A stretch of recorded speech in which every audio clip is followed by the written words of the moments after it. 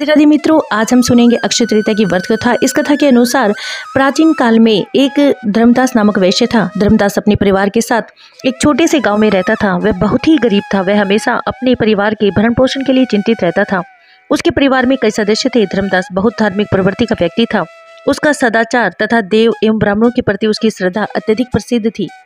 अक्षय तृतीया व्रत के महत्व को सुनने के पश्चात उसने अक्षय तृतीया पर्व के आने पर बहुत जल्दी सुबह उठकर गंगा में स्नान करके विधि पूर्वक देवी देवताओं की पूजा की। व्रत के दिन सामर्थ्य अनुसार जल से भरे घड़े, पंखे, जौ, सत्तू, चावल, नमक, गेहूं, गुड़, घी, दही, सोना तथा वस्त्र आदि वस्तु भगवान के चरणों में रखकर ब्राह्मणों को अर्पित की।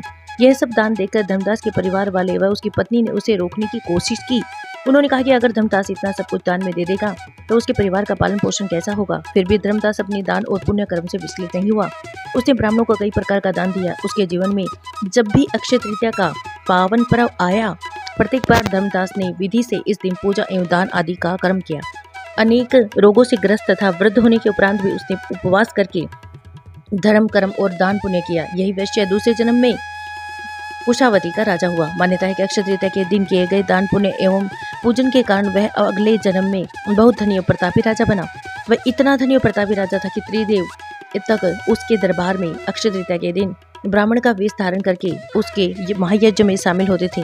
अपनी श्रद्धा और भक्ति का उसे कभी घमंड नहीं हुआ। वह प्रतापी राजा महान एवं वैभवशाली होने के बावजूद भी धर्म मार्ग से कभी विचलित नहीं हुआ।